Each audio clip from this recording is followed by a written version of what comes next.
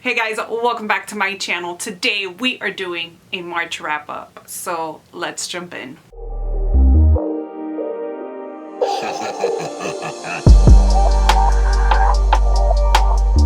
So for March, I read a total of 13 books. So a little better than February where I read 10 books. But yeah, let's talk about them. Starting off the month with The 13th Coyote by Christopher Triana. Christopher Triana has become one of my favorite authors. I never thought I would be continuing to add authors. You know, like, of course, I'm going to read different authors and stuff, but I never think that I'm going to add a favorite author to my existing favorite authors list. Like, duh, if you're going to continue reading books, of course, you're going to get new authors or new favorite authors in there, but, you know, it just didn't cross my mind. Whatever. I loved this one. This is book 8 in the Splatter Western series. You know that I'm reading all of them as part of Nightworm book parties. So we're still continuing our journey. This is the biggest book out of the bunch. I don't know if you see them all here, but these are all 7 books. And then you have this chunker here. It was so good. Here we are following just a town and a group of people. There has been an evil spirit released. He was a very evil man, and he was the leader of these group of really bad men.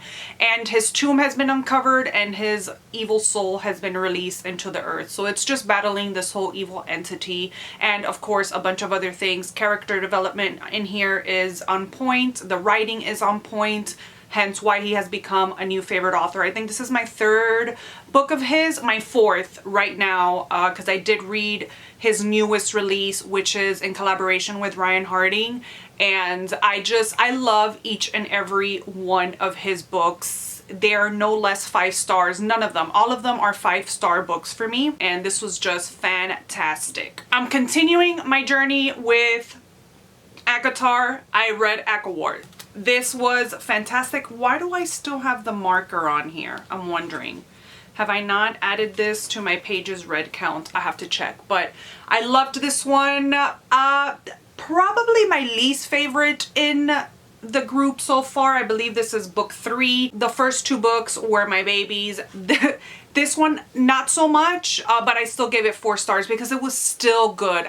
I followed along happier in the other 2 books, if that makes sense. I feel like this book was larger than it needed to be, in my opinion. So yeah, but still, I'm still enjoying this world, and I still gave it 4 stars, so I still did enjoy it. But if I had to pick between all of them, that would be my least favorite. Next, I read The End of Her by Sherry LaPena, or LaPena. I absolutely adored An Unwanted Guest. I read it a couple years ago by her as well.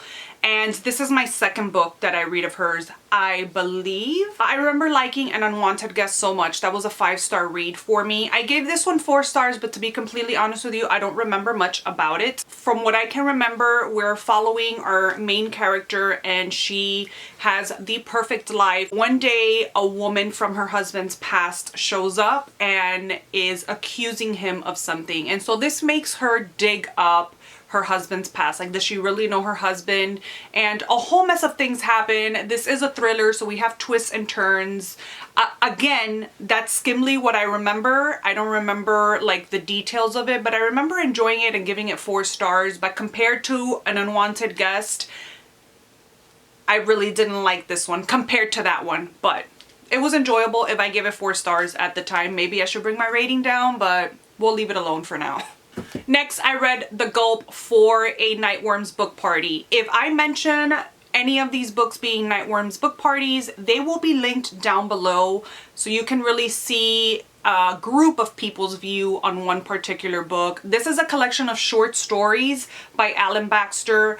I remember my first short story collection from him was Served Cold, and I remember thinking to myself, wow, it was really the first short story collection that I entirely fell in love with. I didn't like short story collections before that, but reading Alan Baxter's, I knew that I had to read every single short story collection that he ever released. We had the opportunity to do this book party and I signed on because, again, it's Alan Baxter and he did not disappoint. This was a 5-star story collection. I usually don't give 5 stars to short story collections because, you know, they're usually hit or miss for me. But his never disappoint. Here we are following the town of the Gulp. It's a town that is weird. We start the first story off with this man training the guy that's going to take his position. He's about to retire. He's excited, but he's telling this kid, hey, you do not want to be caught at nighttime in this town. Like when you need to make deliveries to this town, come make the delivery and get out. You don't want to be caught here. It's a weird place, but he doesn't elaborate any much more than that. And in this first story, they end up being stuck at this place overnight and stuff starts happening and it is a weird place. And then so we have 5 short tales of different people and different situations across this town, and we sort of circle back to the first character in the first story.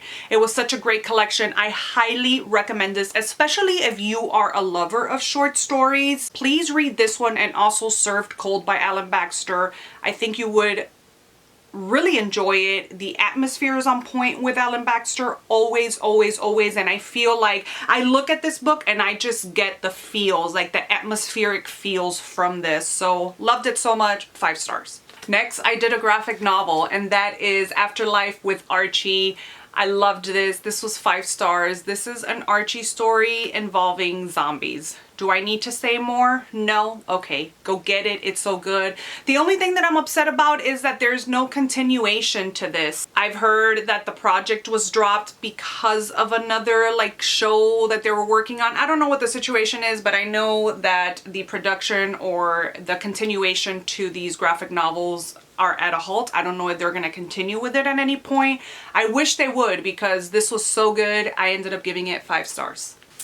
The next book I read was a little bit of a disappointment for me. I read the first book a couple years ago when it first came out, and I was eager to read the second one. Alas, it didn't happen. A few years have passed since I read the first book, and I don't know, I was hoping to get back into the story with the same feelings as book 1, but I didn't get them. I'm talking about Children of Virtue and Vengeance. I was sort of wondering if my disappointment or my dislike of this book came from not reading it in like years, and I'm like, well, maybe because now I'm almost 40 years old, maybe my thought process has changed. I haven't been enjoying that much YA as I'm obsessed with the ACOTAR world. So maybe that's not right.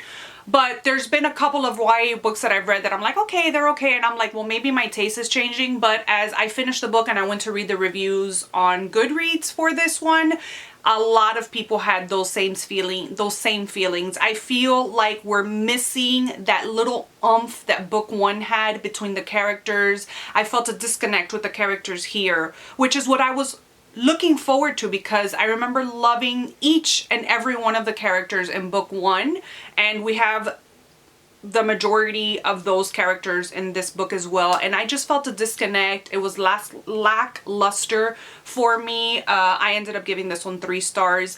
I still did enjoy it, right? Like it was a good story and the world, but it was missing something. Book 1 I ended up giving 5 stars and I was obsessed with Children of Blood and Bone. Next, I ended up reading Perfect Days by Rafael Montes. This is a Brazilian translated novel. It is a mystery thriller and it was so good.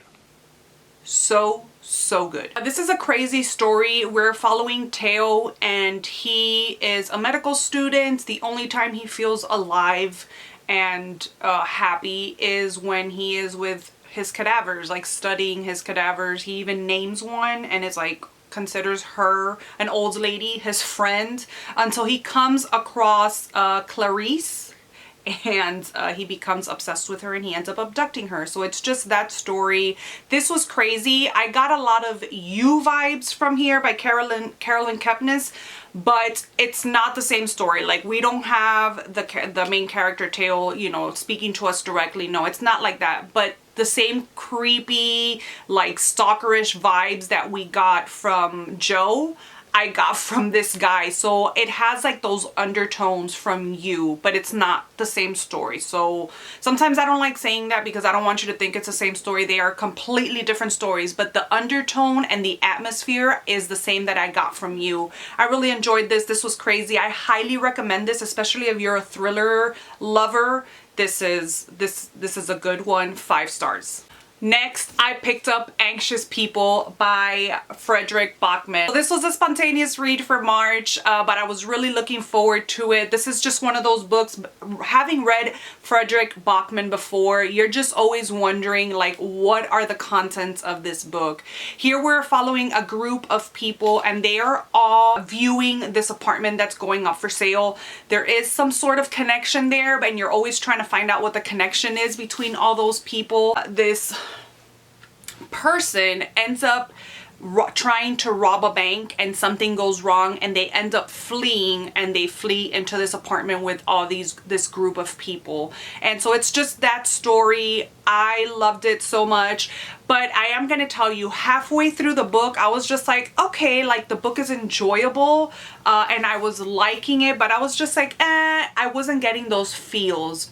But then there came this part, possibly maybe halfway through the book or a little bit more than halfway, where something clicked for me and I became obsessed with this story. I cried, which I wasn't expecting to, because for me, I wasn't making the connection with the story, with the characters, but apparently I did, because I ended up crying. It was heartfelt, as Frederick's books usually are, and I ended up giving this one 5 stars. I loved it so much. Next was an impromptu audiobook that came in from the library from a hold, and that is Green Lights by Matthew McConaughey. I knew that I wanted to listen to this audiobook because it's narrated by him, and who doesn't want to listen to an audiobook narrated by Matthew McConaughey? I'm sure there's people out there that are annoyed by his voice and his accent, but I know that the majority of the people like listening to his voice, and I'm one of them. I loved this. It was a wild journey. I really loved getting to know his mom and dad. I didn't know anything about them, but I really loved their story, which really irked me when I went to go look at the reviews, because a lot of people were like, oh, their relationship was toxic. So what? Who cares? Like, that was their relationship. Get off of it. Like, who are you to condemn anybody's relationship and the relationship that they have with somebody else? Like, that's for nobody. If you don't want a toxic relationship, then don't have one. But who are you to condemn somebody else or judge somebody else's parents for their relationship? It's how they loved each other. And it just really upset me. I loved it. Everybody is different, you know, and they had like this strong, there were 2 strong people that had strong feelings and were passionate people and showed it in different ways. But whatever, that's not what this book is about. This book is about Matthew McConaughey's journey through his life and how he got to where he is today, and his struggles and his thoughts. I ended up giving it 4 stars. You know, it got a little bit obnoxious at times with his green lights and bumper sticker. You know, there's parts in the book where he'll say something very like profound or something that he learned, and it's either a bumper sticker, a green light moment, or I forget what the other one is. But when he said it's like, it sort of like brought you out of the story, and I found like half of the things weren't really that profound to begin with. They were just life lessons. So I found those parts obnoxious, and that is the only reason why I brought down the rating to 4 stars, because if not, it would have been a 5-star read. Next was another impromptu read that I picked up, and it was a recommendation from my friend Callie. But I had commented on one of her pictures, something about killer mermaids, and she was like, there might or might not be killer mermaids in The Conqueror Worms. So I picked it up. It's a Brian Keene book, and this is one of those books that I savored. It's one of those books that I read very slow. I picked it up. It was like bundling up with my covers, getting all cozy to read this. I loved this so hard. I think this was my favorite book of the month, and it's one of my favorite books. It's up there in one of my favorite books. Here we are following Teddy, and at the beginning of the book we're following Teddy as he is by himself. It's the end of the world. It's post-apocalyptic. It has not stopped raining. I think when we meet Teddy, it's been raining for 40 days non-stop. And I got a lot of I Am Legend vibes. I Am Legend is one of my favorite books. The movie, not so much, but it's one of my favorite books because I really feel the despair in our main character. I can't remember his name right now. And I got those same vibes at the beginning of this book because Teddy is all alone on a mountain. They've been told to evacuate because the waters keep rising, and by the time that you know it, probably the mountain will be overtaken by the waters. But he decides that no, he's not going to. He wants to stay there. That is his home. It's where he was with his wife. His wife is dead. And he is almost, I believe he's 80 years old or close, around. He's an older man, and he's just like, I'm not leaving this house. And so you're just following him as he's trucking along and listening to the rain. You know that he's writing this story because something bad has happened. You know that he's gone through something traumatic and he's about to die. So he wants to leave this on record for somebody to find in the future of how things got to where they are now. It was crazy. This is one of those things where you have supernatural creatures and worms, and I usually don't like those types of stories. That was one of my main problems with Summer of Night. I usually tend to be like, it's not believable, so I never liked those. But Summer of Night really did it for me because I couldn't stop thinking of the story. Same thing with this one. I loved the underlying story. I loved the story so much and the characters that I didn't care about the worms and the other creatures that come up. This does have a second book that I really want to read. It does have another name. I believe it's the Earthworm Gods, or the Worm Gods, or the Earthworm. There's another name. I will link it down below. So if you can't find the Conqueror Worms, that's why. I forget why they changed the name to the book, or if this was the second name. I don't know. I don't know the story behind it, but I know that this book has two names. All of that to say that I'm dying to read the second book of this. This was 5 stars for me, and I am so grateful to Callie for recommending this because this would not have been on my radar. And Brian King's writing, I just discovered that I own some other Brian King books and I want to jump into them because this writing felt very Stephen King-ish. It gave me all the Stephen King storytelling vibes. So I think this is going to be a new favorite author for me. So if you haven't checked him out, check him out. So good. His writing just envelops you and just makes you feel warm, in my opinion. Next, we come up to the Stacks of Strange March pick, which was the Echo Wife. You guys, let's talk about this. I'm not going to talk too much, which I probably will end up doing anyways, because we do have a live show for this over on Rain's channel. As always, it will be linked down below. Go take a look at it because it's a good one. Now, when I started reading this, I went into this kind of like guarded because I had heard a few people say how halfway through, like the beginning is really good and then halfway through the book it kind of dwindles. So I was like, you know what? I'm not going to put my hopes up. I think that out of all the books that we have read for Stacks of Strange, I have like obsessively liked one, and the rest have just been like for me. So I guess I was just going in kind of guarded because of that. 5 stars. I loved this one so hard. Here we are following a doctor and she's married, but one day she discovers that her husband is having an affair, and little does she know that it is a clone of hers until she meets this woman and sees herself cloned. Now, how do we get here? She is a doctor, a scientist, and she experiments on clones. It's her experiment, it's her clinic, and he just happened to be looking over her shoulder and helping her at times, and just decided to make himself a wife that was exactly like his wife, that would give him something that his wife did not give him. So 5 stars. This is not going to be for everybody, obviously. Not everybody liked it, but Funnily enough, I went to go look at the reviews obviously after I finished, after I wrote my own review, and I saw that a lot of people ended up liking it. So I felt kind of stupid for going in so guarded with this book, but it was fantastic. 5 stars. Next, this is the other Christopher Triano book that I was talking about earlier. I read The Night Stalkers, which is a collaboration story with Ryan Harding. I had never read anything by Ryan Harding, so I really don't know who he is or how he writes or the books that he's written, but I want to check it out because, again, I fell in love with this story. It is so unique and so creative, and I fell in love with it. I don't have the physical book because I pre-ordered.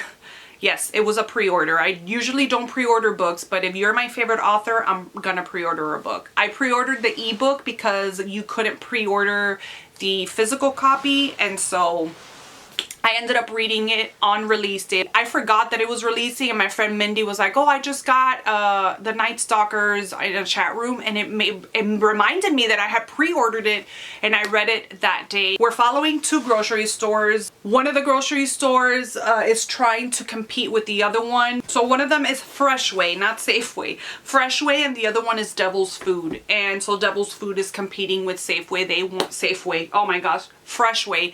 They are trying to close down Freshway. Devil's Food is opening up everywhere, and they are trying to knock their competitors out.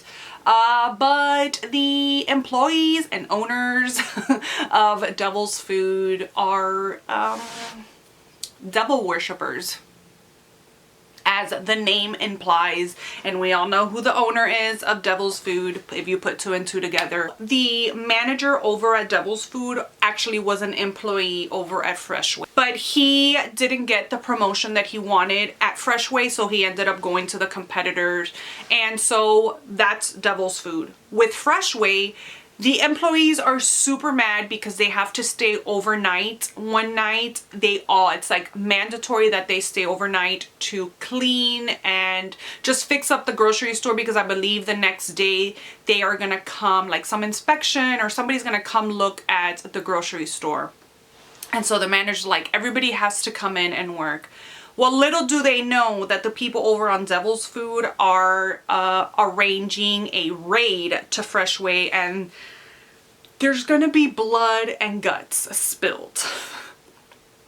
Again, it was such a unique story because we're following grocery stores. It is bloody, it is gory, you guys. This book is gory, it is gross, and it is disturbing. There are some hard to read parts where I was like gross, gross, gross. It was so great. It was funny at times. This is like a horror comedy. It was funny at times, and just, it was so good. If you guys like splatter and gory horror, I highly recommend The Night Stalkers. I don't think you would be disappointed. I ended up giving the book 5 stars. And then the last and final book that I read was Dawn of the Living Impaired by Christine Morgan. I had actually started this at the beginning of the month, but didn't finish it till the end because this is a short story collection all about zombies. So I just found myself putting it down here one day in my office, and then I sort of forgot about it, but I was able to knock in all the stories before the month was over.